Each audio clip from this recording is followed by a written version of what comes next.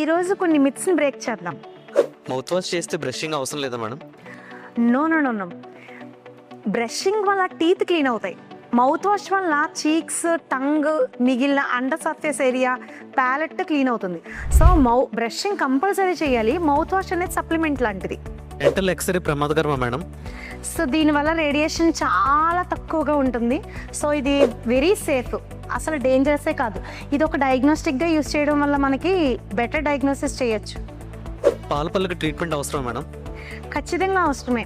పాలపళ్ళకి infection వచ్చింది అనుకోండి, దాన్ని ట్రీట్ చేయకపోతే కింద నుండి పర్మనెంట్ టూత్ వరకు ఇన్ఫెక్షన్ స్ప్రెడ్ అయ్యి వాటిని ఎఫెక్ట్ చేస్తుంది.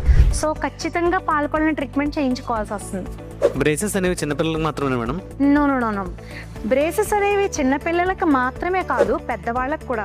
ఈ మధ్యన చాలా మంది పెద్దవాళ్ళకి బ్రేసెస్ అడ్వైస్ చేస్తున్నాం మనం. టాబ్లెట్స్తో పంటి నొప్పి తగ్గిపోద్దా మేడం? టాబ్లెట్స్తో పన్ను నొప్పి అనేది కొంతవరకు రిలీఫ్ని ఇస్తుంది. బట్ రూట్ కాజ్, ఆ లోపల ఉన్న ఇన్ఫెక్షన్ మాత్రం పన్ను తీయదు. సో మనం ట్రీట్మెంట్ ద్వారానే పంటిని లోపల ఉండి ఇన్ఫెక్షన్ని రిమూవ్ చేయగలుగుతాం. బట్ టాబ్లెట్స్ అనేవి టెంపరీ రిలీఫ్ని మాత్రమే ఇవ్వగలవు. పై పన్ను తీయించుకుంటే కంటికి ఏమైనా ప్రమాదకరం ఉంటుందా మేడం? సో ఈ సైంటిఫిక్ ఎవిడెన్స్ అయితే లేదు.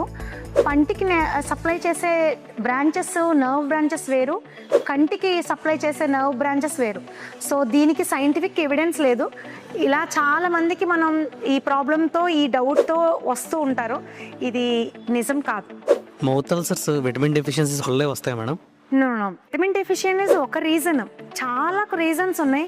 స్ట్రెస్ అయ్యి ఉండొచ్చు, విటమిన్ డెఫిషియన్సీ అవ్వచ్చు, ఒక షార్ప్ టూత్ గుచ్చుకోవడం వల్ల కూడా వస్తాయి. కొన్నిసార్లు ఎలర్జిక్ రియాక్షన్స్ వల్ల కూడా మనకి నోట్లో అల్సర్స్ వస్తూ ఉంటాయి. సో మల్టిపుల్ రీజన్స్ ఉన్నాయి. మన రూట్ కాజ్ ఏంటో తెలుసుకోవాలి, దాన్ని బట్టి ట్రీట్మెంట్ చేయించుకోవాలి.